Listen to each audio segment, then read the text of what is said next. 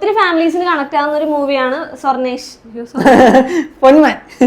Actors ആയിക്കോട്ടെ, മേക്കിങ്ങിലായിക്കോട്ടെ, കഥ എഴുതിയതാളോ direct ചെയ്ത ആളോ ഒക്കെ ആയിക്കോട്ടെ, എല്ലാവരും അടിപൊളിയായിട്ട് തന്നെ അവരുടെ പണി എടുത്തിട്ടുണ്ട്. സ്വർണം മേടിച്ചിട്ട് കെട്ടിയവരോ അല്ലെ കിട്ടുന്നത് കിട്ടട്ടെ, നമുക്ക് മിണ്ടായിരുന്നാ പോരെ, അവരുടെ കാര്യം അവർ ചെയ്യട്ടെ എന്ന് പറഞ്ഞുകൊണ്ടിരിക്കുന്നവർക്കാണ് മെയിനായിട്ടൊരു അടി കിട്ടുന്നത്. കല്യാണ സമയത്ത് കുറെ എണ്ണം വരും, തിന്നാൻ വേണ്ടി മാത്രമല്ല, വന്നിട്ട് എന്തൊക്കെ കുറ്റമുണ്ടോ, ഇതെന്താടേ പെണ്ണിന് എന്താ ഒന്നും കൊടുത്തില്ല, ഇത്രയും കാലം ഇവളുടെ തന്ത എന്തിനാ പണിയെടുത്തേ. പടം തുടങ്ങി കുറച്ച് കഴിഞ്ഞപ്പോൾ തന്നെ ഇവൻ എന്നോട് പറയുന്നുണ്ട് മരീറ്റൽ റേപ്പ് എന്ന്. എനിക്ക് കാര്യം എന്താണെന്ന് മനസ്സിലായില്ല. എന്ന് വെച്ചാൽ എനിക്ക് തോന്നി എന്നെ പോലെ അജേഷിനും അത് കിട്ടിയിട്ടുണ്ട് എന്നുള്ളത്, അതുകൊണ്ടാണ് അവൻ ഇച്ചിരി വയലന്റ് ആയെന്ന് എനിക്ക് തോന്നിയായിരുന്നു. ഇടിയൊക്കെ ഉണ്ടാക്കി പുള്ളിക്കാരൻ വേറെ മൂടൊക്കെ കാണിച്ചിട്ട് പറയത്തില്ലേ, ബാലനാടാന്ന് പറയത്തില്ലേ, ആ ഒരു സാധനം ഇതിനകത്ത് വരുന്നുണ്ട്. ഒരു റെഫറൻസ് പോലെ, ഒരു ഇൻസ്പിറേഷൻ പോലെ സാധനം വരുന്നുണ്ട്. പൊന്മാൻ അഥവാ സ്വർണ്ണ മനുഷ്യൻ അഥവാ സ്വർണേഷ്.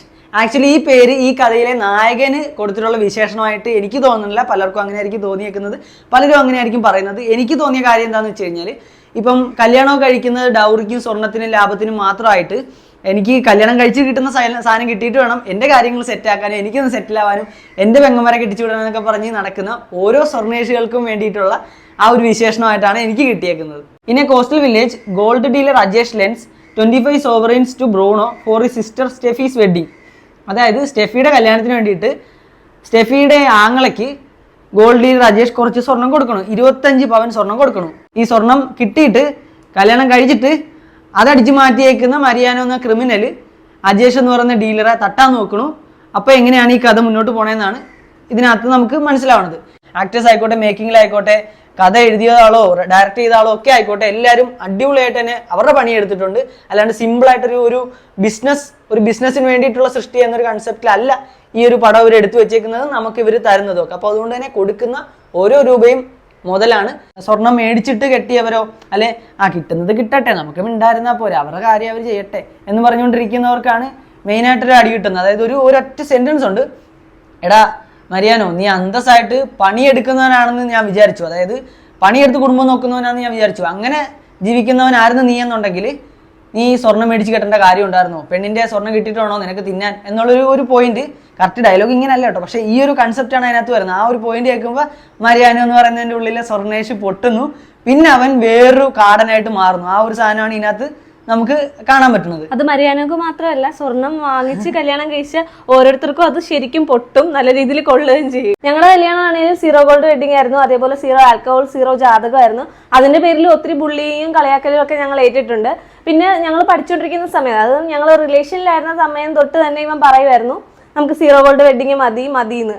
അതിന്റെ പേരിൽ എന്റെ വീട്ടുകാരെ കൊണ്ട് സമ്മതിപ്പിക്കാൻ വരെ ഇവൻ കുറെ കഷ്ടപ്പെട്ടിട്ടുണ്ട്. അതായത് നമ്മുടെ സമൂഹത്തിൽ എന്ന് വെച്ച് കഴിഞ്ഞാൽ എല്ലാവർക്കും പേടിയുള്ള ഒരു ബുദ്ധിമുട്ടുള്ള ഒരു കാര്യം എന്ന് വെച്ച് കഴിഞ്ഞാൽ, കല്യാണം എന്ന് പറയുന്ന സാധനം 2 വ്യക്തികളുടെ ഉള്ളിലോ 2 ഫാമിലീസിന്റെ ഉള്ളിലോ അല്ല, നമ്മുടെ ബന്ധുക്കൾ എന്ന് പറയുന്ന വലയം, സമൂഹം അതായത് നാട്ടുകാരെന്ന് പറയുന്ന വലയം, ഈ ഒരു സംഭവമൊക്കെ ഉള്ളതുകൊണ്ട് തന്നെ എല്ലാവർക്കും പേടിയാണ്. ഇപ്പൊ കല്യാണത്തിന് സ്വർണം ചെക്കൻ വേണ്ടെന്ന് പറഞ്ഞിട്ടാണെങ്കിലും കൊടുക്കാണ്ട് കെട്ടിച്ചു കഴിഞ്ഞാൽ അവൻ ലാസ്റ്റ് അവന്റെ ഒരു സിറ്റുവേഷൻ വരുമ്പോൾ അവൻ സ്വഭാവം മാറി നമ്മുടെ കയ്യിൽ കണക്ക് ചോദിച്ചേക്കാം. കല്യാണ സമയത്ത് കുറെ എണ്ണം വരും, തിന്നാൻ വേണ്ടി മാത്രമല്ല, വന്നിട്ട് എന്തൊക്കെ കുറ്റമുണ്ടോ, ഇതെന്താടേ പെണ്ണിന് എന്താ ഒന്നും കൊടുത്തില്ല, ഇത്രയും കാലം ഇവളുടെ തന്ത എന്തിനാ പണിയെടുത്തേ, ഇത്രയും കാലം അവളുടെ തന്ത ജീവിച്ചത് അവളെ കെട്ടിച്ചു വിടുന്നവന് കോരി വാരി എടുത്തു കൊടുക്കാനാണോ, അല്ലെ അങ്ങനെ കിട്ടിയിട്ടാണോ ചെക്കന് ജീവിക്കാൻ, ചെക്കന്റെ കടം തീരാൻ? അങ്ങനെയുള്ള കൺസെപ്റ്റുകളൊക്കെ മാറണം എന്നൊരു ചൂണ്ടിക്കാട്ടലും കൂടെയാണ് ഈ ഒരു സിനിമ വരുന്നത്. നമ്മുടെ ലൈഫിലും നമ്മൾ അങ്ങനെ ഒരു ചൂണ്ടിക്കാട്ടൽ തന്നെയാണ് ചെയ്തത്. പടം തുടങ്ങി കുറച്ച് കഴിഞ്ഞപ്പോൾ തന്നെ ഇവൻ എന്നോട് പറയുന്നുണ്ട് മരീറ്റൽ റേപ്പ് എന്ന്. എനിക്ക് കാര്യം എന്താണെന്ന് മനസ്സിലായില്ല.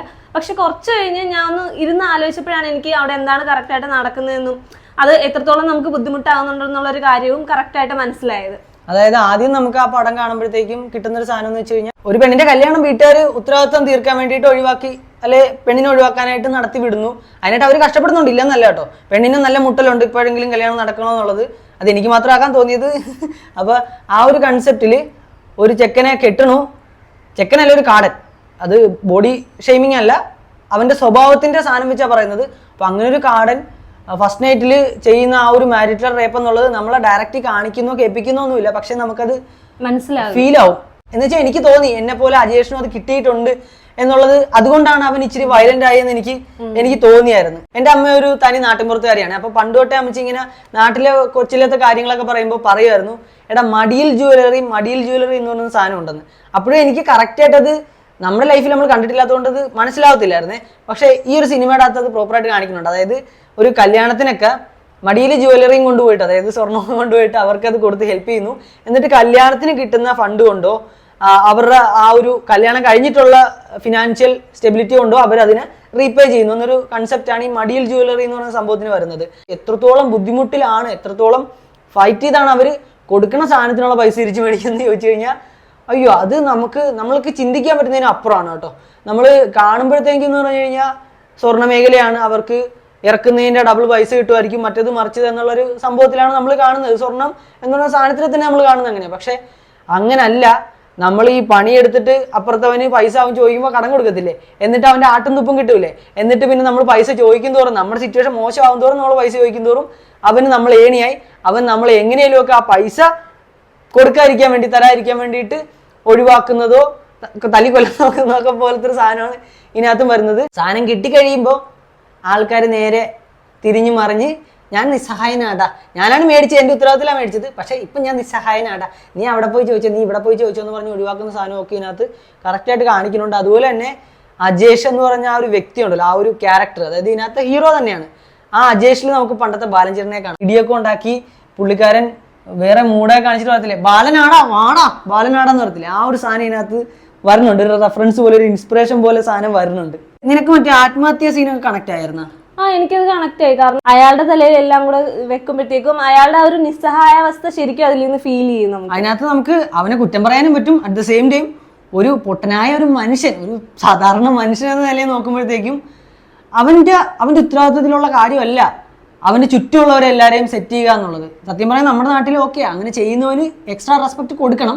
പക്ഷെ ചുറ്റുമുള്ള എല്ലാവർക്കും വേണ്ടി മാത്രം ജീവിക്കാൻ തുടങ്ങിക്കഴിഞ്ഞുണ്ടല്ലോ, അതൊരു ജീവിതം പോലും അല്ല എന്നുള്ളൊരു ഓർമ്മപ്പെടുത്തലുമാണ് നമുക്ക് ആ സിനിമയ്ക്കകത്തുനിന്ന് കിട്ടണമെന്ന് എനിക്ക് ആ സാധനം വന്നപ്പോൾ തോന്നി. എന്ന് വെച്ചാൽ അത്രത്തോളം ഒരു ബുദ്ധിമുട്ട് നമുക്ക് തോന്നും.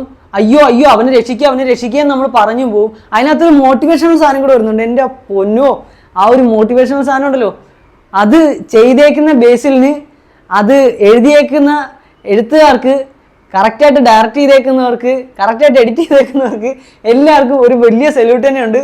അത്രത്തോളം നല്ല ബ്യൂട്ടിഫുൾ സാധനമായിട്ടാണ് അതെടുത്ത് വെച്ചേക്കുന്നത്. എല്ലാം പറഞ്ഞ് കഴിയുന്നതിന് മുന്നേ ഒരു പോയിന്റ് കൂടെ പറയാണ്. സത്യം പറഞ്ഞാൽ ഇതിൻ്റെ ട്രെയിലർ കണ്ടതിന് ശേഷം ഞാൻ ഒരു റിവ്യൂ എടുത്ത് നോക്കി. നമ്മളെല്ലാവരും ചെയ്യുന്ന പോലെ തന്നെ യൂട്യൂബിൽ ഏതെങ്കിലുമൊക്കെ റിവ്യൂവറിൻ്റെ ഒരു റിവ്യൂ ആണല്ലോ. അപ്പോൾ ഏറ്റവും കൂടുതൽ വ്യൂസ് ഉള്ള റിവ്യൂ ആണ് ഒറിജിനൽ റിവ്യൂ എന്നൊരു മൈൻഡ് സെറ്റ് ഉണ്ടായിരുന്നത് കൊണ്ട് നമ്മൾ പണ്ട് അങ്ങനെ ചെയ്തിട്ടുണ്ട് മണ്ടത്തരവേ. അപ്പോൾ ഇപ്രാവശ്യം നമ്മളെടുത്ത് നോക്കിയപ്പോഴത്തേക്കും കറക്റ്റ് മറ്റേ സൂക്ഷ്മദർശിനിക്ക് ചെയ്തു വെച്ചേക്കുന്ന പോലെ അതിനെന്തോ ലാഭം കിട്ടാൻ വേണ്ടി, എന്തോ ലാഭം എന്ന് വെച്ച് കഴിഞ്ഞാൽ മേ ബി അടുത്ത പടത്തിൽ ഒരു അവസരമാകാം, അല്ലെങ്കിൽ കുറച്ച് ഞം തിന്നാനുള്ള പൈസയാവാം, എന്തൊക്കെയോ കിട്ടിയിട്ട് ഇരുന്ന് മറ്റേ തള്ളി പറിച്ചു വിടത്തില്ലേ, അങ്ങനത്തെ ഒരു തള്ളല് പോലെ എനിക്ക് ഇതിലും കറക്റ്റ് അയാൾ തന്നെ ചെയ്തേക്കുന്ന ഫീൽ ആയി കേട്ടോ. സൂക്ഷ്മദർശിനി എന്ന് പറഞ്ഞ സാധനം ഒരു നോർമൽ പടമാണ്, അതൊരു പടം തന്നെയാണ്, ആസെ പടം അതൊരു പടം തന്നെയാണ്, ഞാൻ സമ്മതിക്കുന്നത്. പക്ഷെ നീയൊക്കെ തള്ളി വെച്ചേക്കുന്ന അത്രയും പടമില്ല, അത്രയും ഡാർക്ക് ഹ്യൂമർ എന്ന് പറയുന്ന സാധനം ഇല്ല ആ പടത്തിൽ. പക്ഷെ ഈ പടം എന്ന് പറഞ്ഞു കഴിഞ്ഞാൽ നീയൊക്കെ പറഞ്ഞ നന്നായിട്ടുണ്ട്, നൈസായിട്ടുണ്ട് ഡേ എന്ന് പറയുന്ന ആ സാധനമല്ല. ഇത് വളരെ നൈസായിട്ടുള്ള ഒരുപാട് മെസ്സേജ് ഉള്ള ഒരു അടിപൊളി പടമാണ് എന്നുള്ളൊരു പോയിന്റും കൂടെ ഞാൻ കാണികളിലേക്ക്, അതായത് മാനിപ്പുലേറ്റ് ആയി പോണ സാധാരണക്കാരിലേക്ക് ഷെയർ ചെയ്യുവാണ്. അപ്പോൾ അത്രേ ഉള്ളൂ. പടം അടിപൊളിയാണ്, കൊടുക്കുന്ന ഓരോ പൈസയും മുതലാണ്. പിന്നെ സമൂഹത്തിലേക്ക് ഒരുപാട് മെസ്സേജ്, ഒരു കലാസൃഷ്ടി എന്ന നിലയിൽ ഇത് കൊടുക്കുന്നുണ്ട്. ചുമ്മാ ഒരു ബിസിനസ് സിനിമ, ഒരു മറ്റേ കൊമേഴ്ഷ്യൽ സിനിമ എന്നുള്ള കൺസെപ്റ്റ് അല്ല, ഒരു കറക്റ്റ് ആർട്ട് തന്നെയാണ് ഇതിനകത്ത് നമുക്ക് കിട്ടുന്നത്.